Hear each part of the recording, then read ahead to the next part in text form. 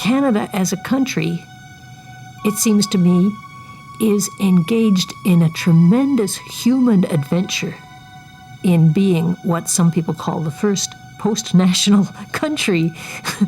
And we don't really know how to do it yet. There is something renewing about the ability to welcome difference and recognize the human need, honor the human need in spite of the human difference or through, with the human difference. We are created to care for each other and to be opened up and developed by the welcome of the other. And we wither, we go cold if we don't do that.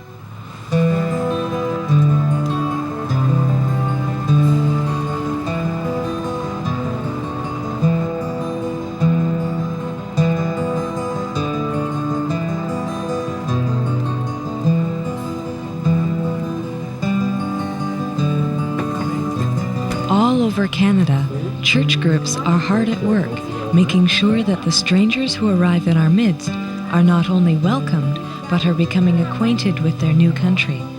In many cases, the first real help they will get will be from another refugee, someone who has been here for a while and who now works in the interfaith refugee community to help the newest arrivals get started. And we're there to help you, so you don't have to worry much. Up to now, I can't even sleep well. I came here to Canada as a refugee myself, and I can feel how others feel, and I can share my experience with them and help them as much as I can, because I know how it feels like starting life from scratch. Any country that I've been to, the people accept you as a family. You have no family there, but over a short space of time, they feel like family and they've accepted you like family. You're included in everything. And I would like that same thing to exist for people when they come to Canada. I always find it quite in keeping with the tradition of the Samaritans that here in our own country, we have a work now in Brathy House that's in welcoming people who have a real need to feel at home and people who would be there for them. The people who come to Romero House are from all over the world. If you watch the news, we can pretty much predict that within about a month, somebody from the latest trouble spot will arrive. People come through the door here, and we help them with difficulties that they may be having. They're trying to bring their families here. They've had difficulties at their hearing. They need clothes. They need furniture. I mean, it covers all the bases. I can say for Chez Marie, for example, which is the refugee shelter in St. Catharines, probably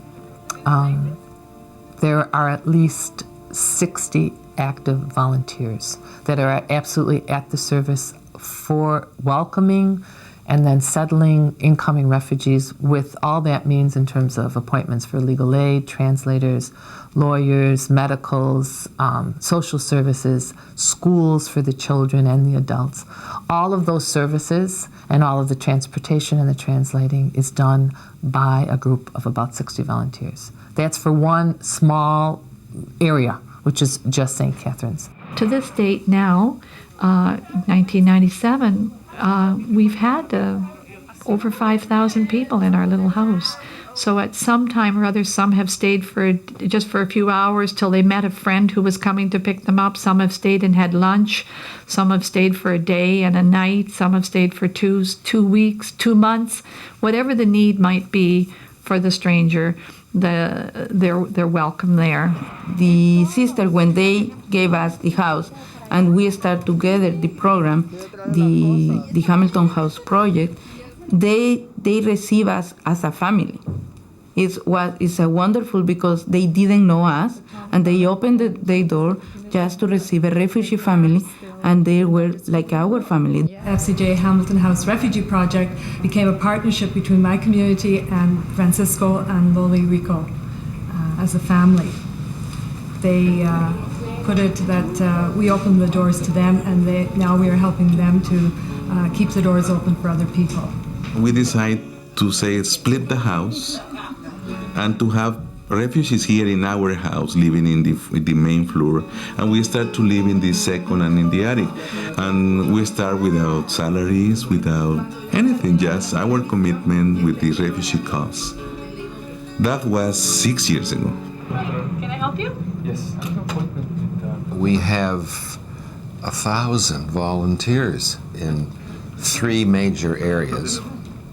We have 100 people who on a one-on-one basis, they tutor people in English. We have about 350 who volunteer as interpreters.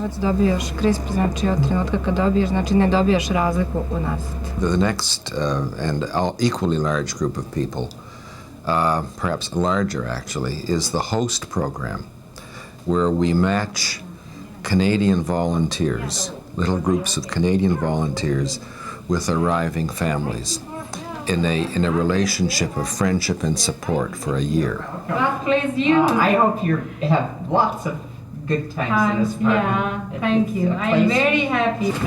Yeah, I'm here to fill out application for immigration, sponsor my brother's wife. Refugees and immigrants, the same when they arrive to Canada. Number one factor also is the cultural shock, the difference between their country and this country. I see that you pick up the form. Okay. When a refugee come here, one of the first questions that they ask me is, am I allowed to work here? That's the first thing in their mind. That's one of the goals of this office, to be able to show, to teach the client the way of life here, and so, and at the end of the year, hopefully they'll be able to swim by themselves.